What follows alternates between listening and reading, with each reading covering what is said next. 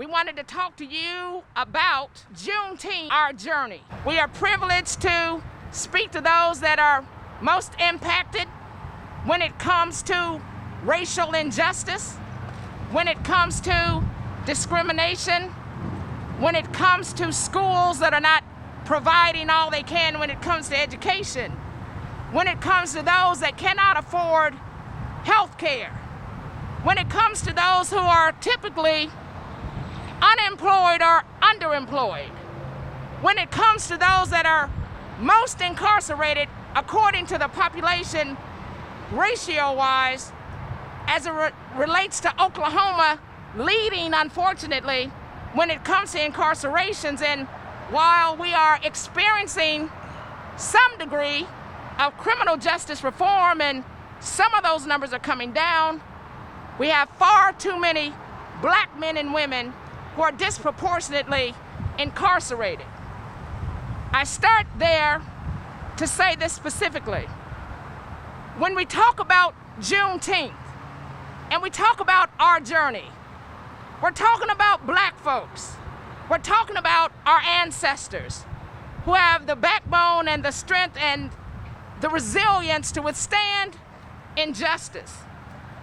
And somehow, in Galveston, Texas, in 1865, some black folks got the word a little late that we were free. It wasn't by an accident that that word was delayed. It wasn't miscommunication that that word was delayed. It was called racism, and it was called free labor. It was called building America on the backs of our ancestors. And we say that because Juneteenth is significant. Juneteenth is no joke. Juneteenth was that June, that hot June day, when slaves became formally enslaved, when they got the word that they too could be free. And while we were free mentally, we're not free physically.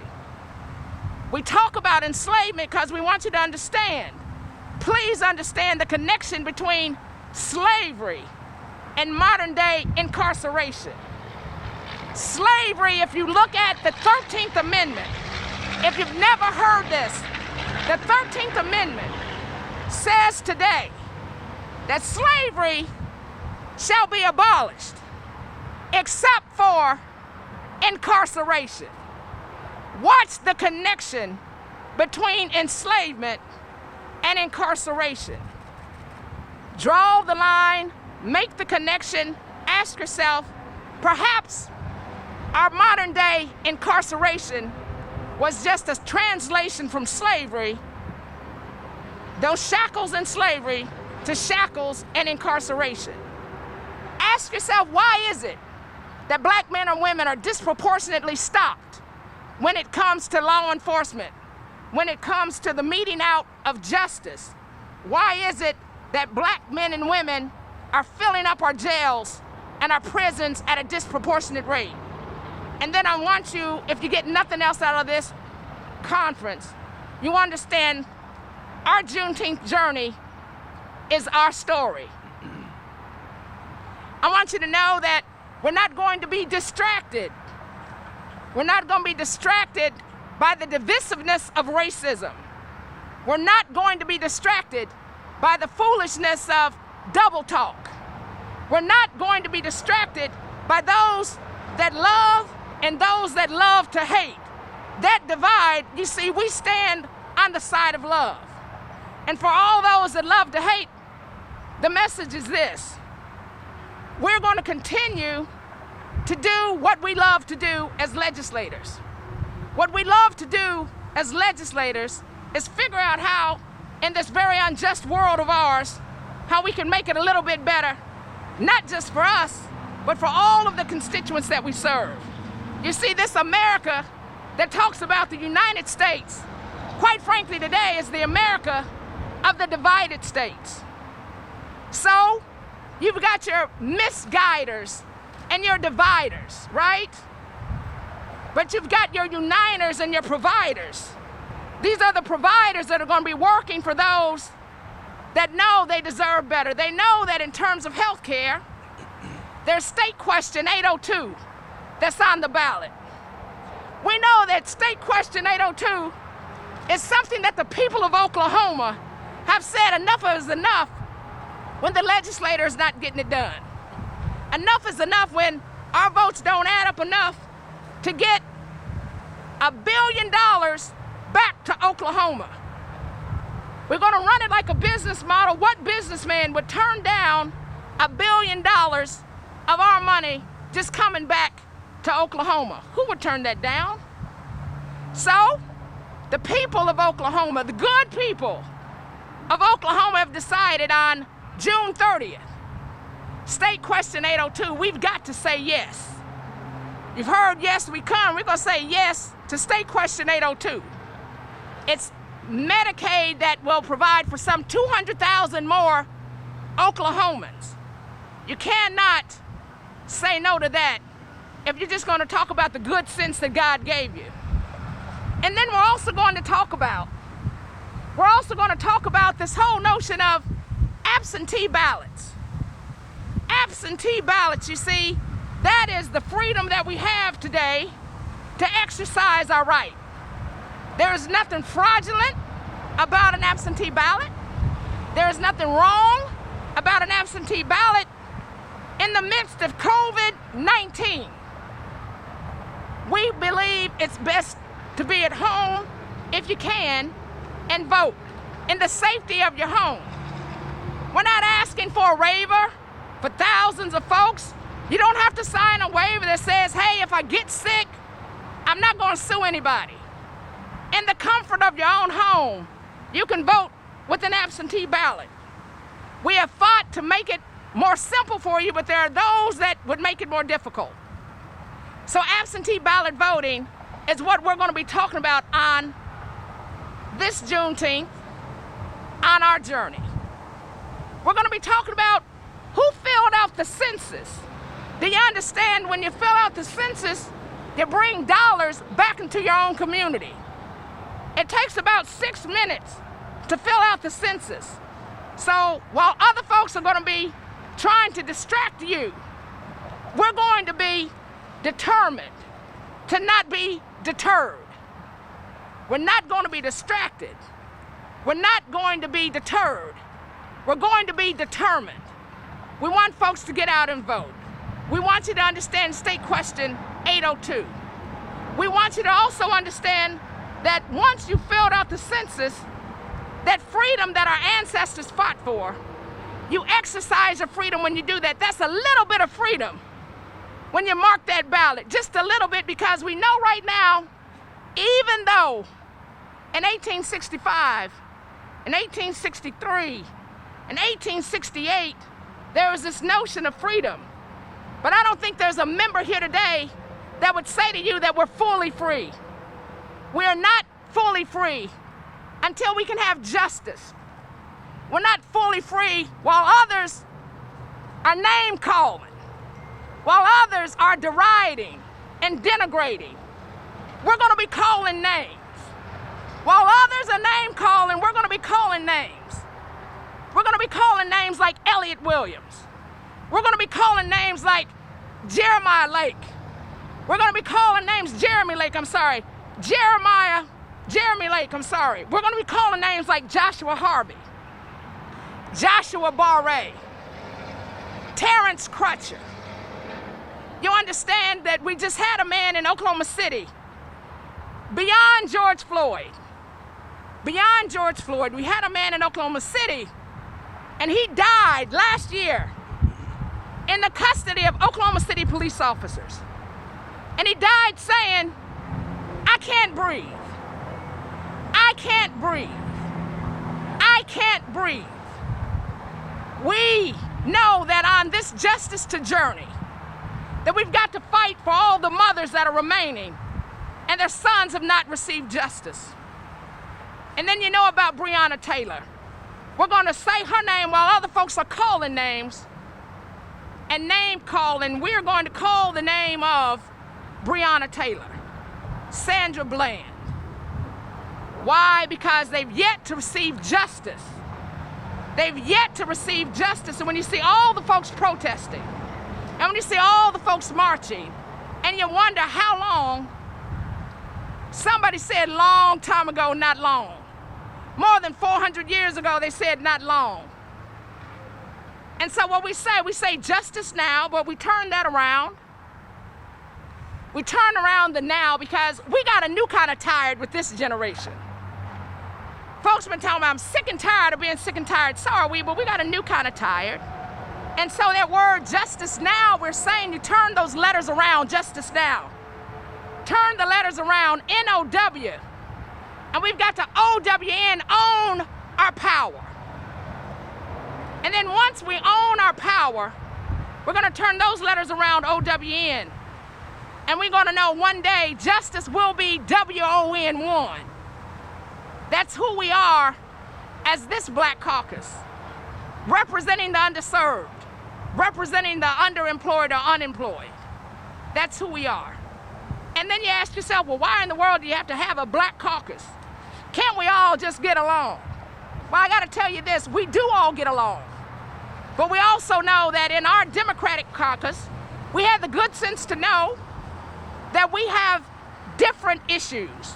And our issues at times are more severe and more hard-hitting than others.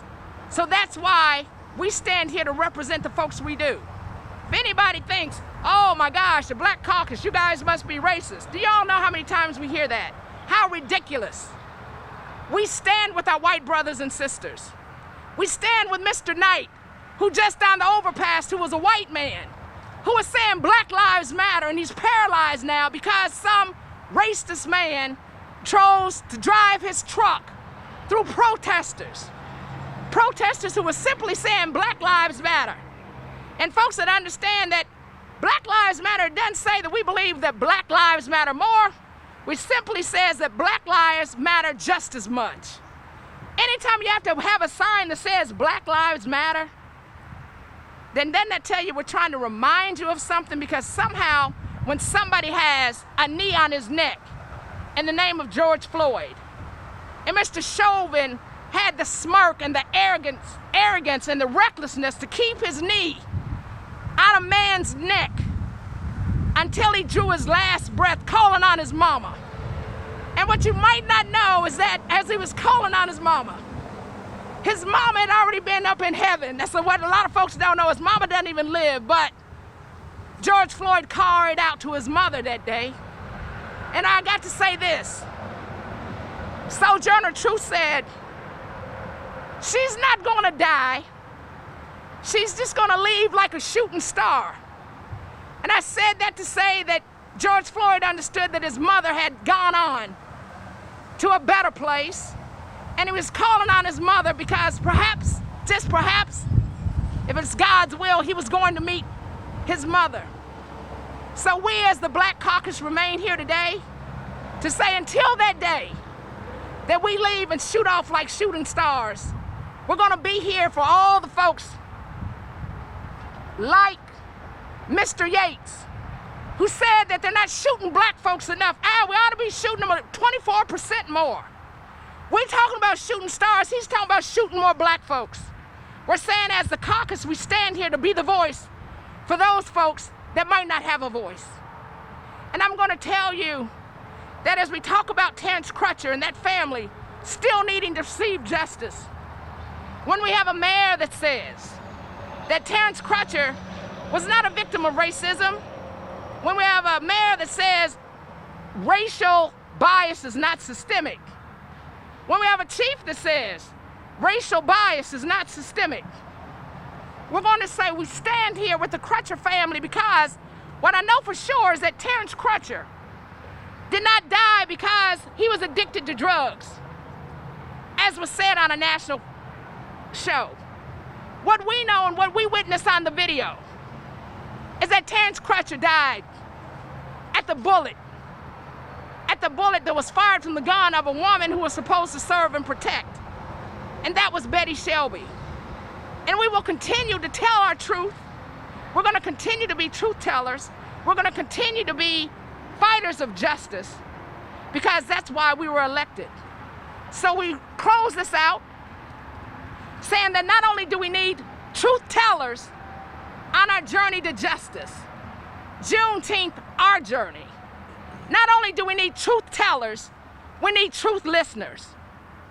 So don't be hoodwinked, don't be bamboozled, don't be flim-flammed, don't be tricked by those that saying they're doing all they can for you. We know better. We're not going to be distracted. We're not going to be deterred. We're going to be determined. I want to say to you that I could not be more pleased to work with these members, because every day when we're talking about breathing, just simply breathing, that's a burden in America. And all we do with our legislation, all we do beyond the conversations is say we want to make breathing a little easier for everyone. I want to take questions if you have them. For a lack of a better term, the elephant in the room is Donald Trump will be here on Juneteenth. What is your reaction? I mean, obviously you're trying to keep the focus in one spot, but he's still going to be blocks away in the BOKC. And we're still going to be telling folks to be concerned about absentee ballots. We're still going to be concerned about telling folks that State Question 802 is where our focus needs to be. We're still going to tell folks don't be moved, don't be meddled, mind what you're doing always, because that's who we are. And the names that we want to call, Terrence Crutcher is the name we want to talk about, right? Joshua Harvey is the name we want to talk about. Can y'all think of another name that we might want to talk about? Monroe Byrd is who we want to talk about. Is there another name? Joshua Barry. Joshua Barre. Is there another name? Breonna Taylor. The list goes on and on. Do we have any other questions? You mentioned those names, and we have Terrence Crutcher locally. Do you think police reform is needed with recent statements from police leadership not adding up to what you guys want? Absolutely. Absolutely. This entire caucus has been dedicated over the years to presenting legislation. We talk about the Office of Independent Monitor. We talk about just the bill that I introduced as relates to body cams, when we're saying that body cams need to be on. If you don't have your body cam on, there needs to be a misdemeanor. By the way, that legislation did not get a hearing in the House of Representatives. Neither did the bill that I authored that had to do with hate crimes. It was not heard. So when you hear folks talking about conversation, we're about legislation. When you talk about an independent investigation, we've always talked about that. When you talk about, well, can we understand what's in the file of the police officer? How is it that Mr. Chauvin had 18 charges and he's still out on the streets? Absolutely. We support those measures. Absolutely. A chokehold should not be allowed in any department. We could go on and on and on, but please know our work has been there. And I'll tell you that the officer that's in question right now, his comments, Mr. Yates' comments, started back in 2016 as a matter of public record. Check that record. We were working with Mr. Yates in 2016 on a community policing initiative until that dreadful day that he said that he was at war with the community. So we are about loving folks. We are about uniting and collaborating. But what we will not stand is injustice. With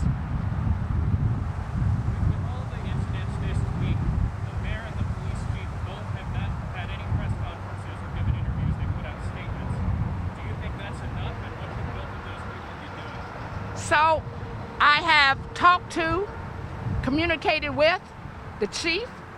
I have asked that Mr. Yates be fired. And we have said that at what point do you say an officer is on duty 24/7, yet when it's convenient, you say, well, he's on a radio show and he doesn't speak for us. He's been speaking for the Tulsa Police Department for years, right? And you all know to a person that that's wrong. He should be fired. Some folks say, well, he should be asked to resign. Why should he be given that luxury? Because we have a fraternal order of police that have far too much influence across Oklahoma and certainly throughout the nation. Minnesota, I think, is making strides now in those areas. we would do well to do the same. We have for years and years asked for police reform. We've had, when it comes to community policing projects, we've sat down with chiefs and gone through those, yet nothing was ever implemented. So we are always actively working. Juneteenth celebrations were canceled recently. Is that still the case? And if so, how would you recommend people celebrating this? Absolutely. Absolutely. Great question. I will say this, that because smart folks said that it was dangerous to the health of many folks, particularly black folks, because we're more impacted as it relates to those that get sick and those that die when it comes to COVID-19. So we go from COVID-19 to June 19, and what we say we're going to do to celebrate is we're going to encourage folks to get their absentee ballots out. We're going to encourage folks to vote. If you're not already registered, get registered for November. That's how we celebrate our ancestors. That's how we take a little bit of the freedom that we have and do something with it. There are some events that have already put out flyers that's happening. Do you or any of your constituents, I'm not going to say endorse, but are there any that you've seen that you're telling people that should go to celebrate the Day of Remembrance? Again, I would say this, that for those events that I'm aware of that have been canceled, I know those have gone on for years. They've been well managed. They've been brought a number of folks together. I'm not familiar particularly with some of the other community events that you're talking about. I did hear about one that was to be held, but I'm not that familiar with all of the details, so I could not really speak to it. We've heard a national push towards defunding local police departments. Oh. And outside of a few protests here, we've heard a lot of that here in Tulsa. Is that something y'all are looking for? What's the question again? Sorry, we've heard a lot of national push towards defunding local police departments, but not a whole lot of that's been said right here in Tulsa. Is that something y'all are gonna look at? Well, let me say this. We know that that is a buzzword right now, defund the police. I can tell you that I believe that funds can be reallocated, right? Priorities can be shifted. And I think that is a beginning from my perspective. We, beyond that notion, we as state legislators, we have nothing to do with the municipal budget. So we're just letting you know we're going to continue to stand where we can stand. We're going to try to impact what we can. And do know, you guys, that policing reform has to happen, and we got to get there together. The governor says it's an Okay. The governor says it's an honor to have the president here next week. Senator Inhofe sent me a statement just as he started speaking, saying it's an honor and that he believes, I can't find it right now, but he believes it's a positive thing to have the president here because he'll be speaking about healing and unity. What's your reaction? My reaction is I'm going to use the good sense God gave me. I would not ask an arsonist to put out a fire. I would not ask a hunter who shoots things for a living to come out and take care of my pet over the weekend. And I'm going to say that we're not going to dishonor, we are not going to dishonor the history and the legacy of our ancestors. We're not going to dishonor the very folks that shed their blood and they were murdered on the very streets of Greenwood. Again, honor. You see, it's real easy to see who's really honoring whom. And again, we're like going to be distracted. We're not going to be deterred. We're going to be determined to honor the folks that we know are deserving of honor.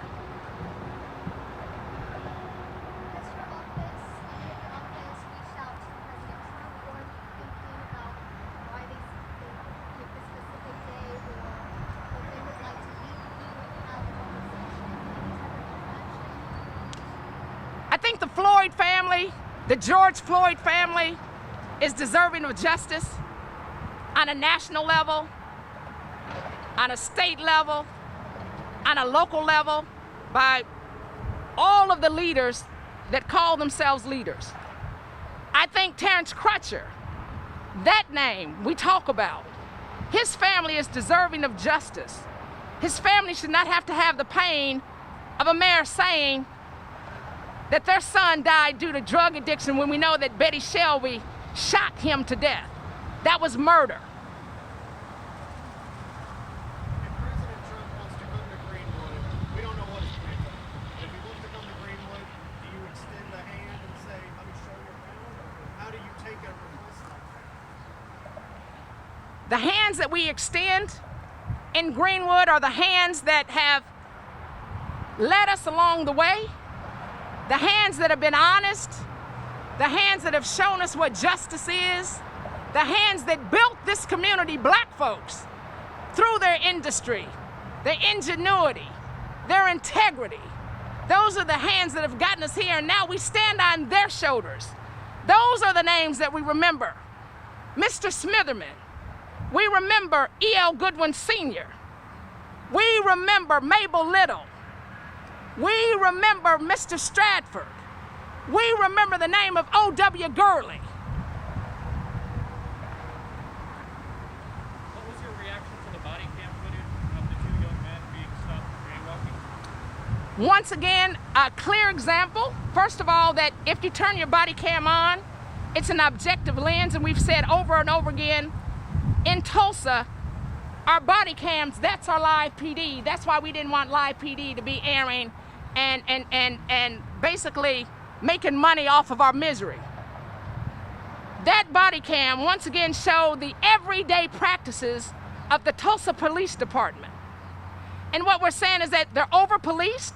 That was a simple incident where you could have just had a conversation with two young men who we don't know who they will become, but had that situation gone wrong, and there'd been another young black man dead, what we're saying is it was a simple question of, hey guys, how you doing? I'm Officer such and such. Would you please mind getting over out of the road? That's all. How they were thrown to the ground, how they were handcuffed, how nobody said that you're under arrest, that we just caught you in the middle of a crime, that did not happen. So what we're saying is we need reform in Tulsa, Oklahoma.